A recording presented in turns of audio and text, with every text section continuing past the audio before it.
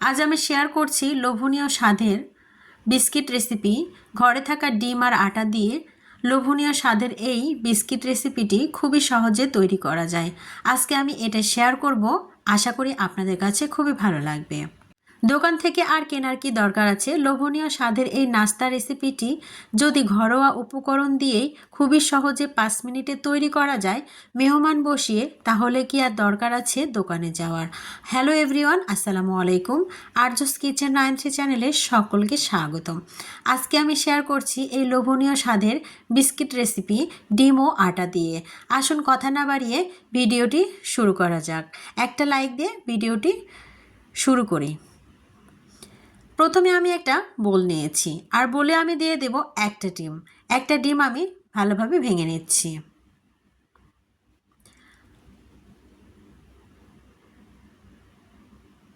ডিমটাকে ভালোভাবে হুইস্ক দিয়ে ফেটিয়ে নিতে হবে, আর ফেটিয়ে নেওয়ার পরে কিন্তু আমি এখানে চিনি ব্যবহার করব। এখানে ডিমটা ভালোভাবে আমি ফেটিয়ে নিলাম। এরপরে আমি দিয়ে দেব হাফ কাপ চিনি, আর হাফ কাপ চিনি দিয়ে এখানে ভালোভাবে হুইস্ক দিয়ে মিশিয়ে নিতে হবে। চিনিটাকে ভালোভাবে ডিমের সাথে মিক্সড করে নিয়ে ফিরে আসছি।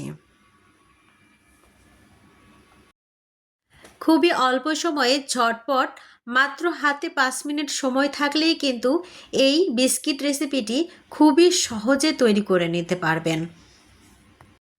ডিম আর চিনি একসাথে আমার ফেটিয়ে নেওয়া হয়ে গিয়েছে। আমি এখন এখানে দিয়ে দিচ্ছি 1 কাপ পরিমাপ আটা। আপনারা ময়দাটাও ব্যবহার করতে পারেন, তবে আমি এখানে আটা দিয়েই বিস্কিটটি তৈরি করছি। এখানে আপনার ডিমটা যদি বড় হয় তাহলে একটু আটার পরিমাণটা বেশি লাগতে পারে। এখানে আমি 1 কাপ পরিমাপ দিয়েছি, আর এখানে দেব স্বাদ মতো লবণ।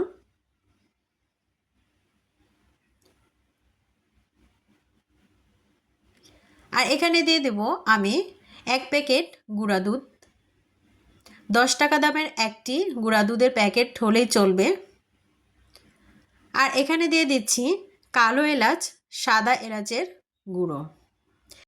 ডিমের একটা স্মেল থাকে, সেই স্মেলটা আপনারা পাবেন না যদি সাদা এলাচ কালো এলাচের গুঁড়ো দেওয়া হয়। ভালোভাবে আমি মিক্সড করে নেব। আর তেল কিন্তু এখানে ব্যবহার করতে হবে। তেলটা কিন্তু আমি এখানে পরে ব্যবহার করব। সমস্ত উপকরণগুলোকে ভালোভাবে মিক্সড করে আমি একটা ডোতে পরিণত করছি।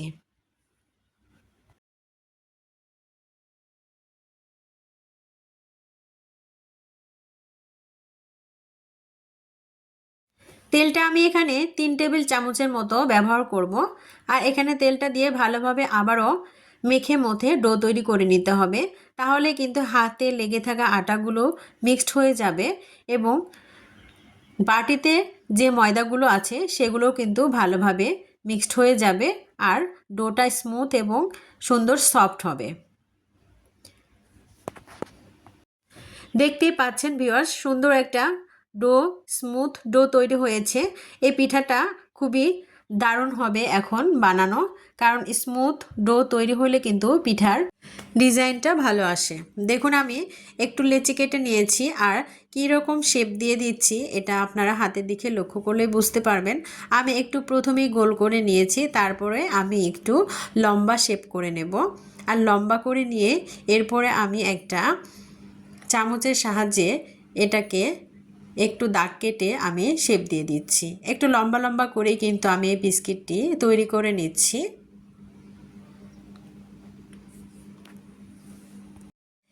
একটু লম্বা শেপ দিয়ে এরপরে একটু চ্যাপ্টা করে আমি চারকোনা শেপ দিয়ে নিচ্ছি, একটু লম্বা লম্বা করে দিচ্ছি।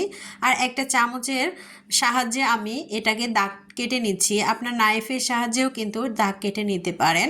দেখুন এইভাবে আমি দাগ কেটে নিয়েছি, একদম পাতলা পাতলা করেই নিয়েছি, একদমই মোটা করে নাই, একদম পাতলা পাতলা করে নিয়েছি। সেম প্রসেসে আমি সবগুলো এই নাস্তাগুলো বানিয়ে নিচ্ছি। আপনাদের সুবিধার্থে আমি আরও একটি নাস্তা তৈরি করে দেখাচ্ছি। প্রথমে আমি কিন্তু একটু গোল করে নিয়েছি যাতে পিঠার গায়ে ফাটল না থাকে, আর একটু লম্বা করে চ্যাপ্টা করে নিয়ে আমি ডিজাইনটা দিয়ে নিচ্ছি। চামচের সাহায্যে আমি ভালোভাবে দাগ কেটে নিলাম। দেখুন আমি আরও একটা বিস্কিটের শেপ দিয়ে নিয়েছি। ঠিক এভাবে আমি সবগুলো বিস্কিট তৈরি করে নিচ্ছি। দেখুন কতটা লোভনীয় হয়েছে। এখন আমি এগুলোকে ফ্রাই প্যানে ভেজে নেব। এর জন্য অলরেডি চুলায় ফ্রাই প্যান বসিয়ে দিয়েছি এবং তেলটাকেও গরম করে নিয়েছি। তেলটা এমন গরম করে নিয়েছি যাতে আঙ্গুল ডোবানো যায়, ঠিক সেরকম। এখন আস্তে আস্তে আমি এই নাস্তাগুলোকে দিয়ে দিচ্ছি তেলে। দেখতে পাচ্ছেন একটু হালকা আঁচ দিয়ে কিন্তু তেলটাকে গরম করেছি। এভাবেই কিন্তু আমি 20 মিনিটের মতো কুক করে নেব। এরপরে একটু চুলার ফ্লেমটা বাড়িয়ে দেব। এভাবে কিন্তু বেক করে নিলে আপনার নাস্তাটি ক্রিস্পি এবং অনেক বড় বড় ফোলা ফোলা হবে। আশা করি আপনারা বুঝতে পেরেছেন। দেখতে পাচ্ছেন ঠিক এভাবে আমি আস্তে আস্তে উল্টে পাল্টে ভেজে নেব। একদিকে কালার চলে এসেছে, আমি আরও এক পাশটা উল্টিয়ে দিচ্ছি। ভিডিওর এই পর্যন্ত যারা চলে এসেছেন একটা লাইক দিতে ভুলে গেছেন, অবশ্যই একটা লাইক দিয়ে পুরো ভিডিওটি স্টার্ট করার অনুরোধ রইল। যারা নতুন বন্ধুরা আমার চ্যানেলে অলরেডি চলে এসেছেন অবশ্যই চ্যানেলটি সাবস্ক্রাইব করে পাশে থাকা বেল নোটিফিকেশন অল করে রাখবেন, তাহলে আমার নিত্য নতুন ইউনিক রেসিপিগুলো পৌঁছে যাবে আপনাদের কাছে, আর সময় সুযোগ বুঝে আপনারা দেখে নিতে পারবেন। দেখুন আমার নাস্তাগুলো এক পাশ ভাজা হয়ে গিয়েছে, আরও এক পাশটা উল্টিয়ে দিচ্ছি। কতটা লোভনীয় একটা কালার চলে এসেছে। ঠিক এভাবেই কিন্তু আস্তে আস্তে বিস্কিটটাকে ভেজে নিতে হবে। আর খুবই অল্প সময়ে কিন্তু এই বিস্কিটটাকে ভেজে নিয়ে পরিবেশন করতে পারেন। বিকেলের চা, পরিবারের আড্ডা, অতিথি আপ্যায়নে বিশেষভাবে এই বিস্কিট রেসিপিটি খুবই সহজে তৈরি করে পরিবেশন করতে পারেন। দেখুন কতটা লোভনীয় হয়েছে। আমার এই বিস্কিটগুলো ভেজে নেওয়া হয়ে গিয়েছে, আমি এগুলোকে উঠিয়ে নিচ্ছি। তবে এই বিস্কিটটি গরম গরম একটু নরম লাগতে পারে, তবে ঠান্ডা হওয়ার পরে কিন্তু এটা একদমই ক্রিস্পি হয়ে যাবে, এতে ভয় পাওয়ার কোনো কারণ নেই। দেখুন আমি এভাবে সবগুলো তেল ছাড়িয়ে উঠিয়ে নিচ্ছি। একটা পাত্রে আমি ঢেলে নিচ্ছি। দেখুন কতটা লোভনীয় হয়েছে। কেমন লাগলো আপনাদের কাছে আমার এই বিস্কিট রেসিপিটি অবশ্যই কমেন্ট করে জানাতে ভুলবেন না। এর লোভনীয় স্বাদের মুচমুচে খাস্তা বিস্কিট রেসিপিটি খুবই সহজে অল্প উপকরণে কিন্তু আপনারা বাসায় তৈরি করে নিতে পারবেন। মেহমান বসিয়ে ঝটপট এই নাস্তা রেসিপিটি খুবই সহজে কম সময়ে তৈরি করে নিয়ে পরিবেশন করতে পারেন। তবে দেখুন আমি একটা ভেঙে দেখালাম, একদমই মুচমুচে এবং খুবই খাস্তা হয়েছে। এটা কিন্তু ঠান্ডা হয়ে যাওয়ার পরে আমি এটা ভেঙে দেখালাম।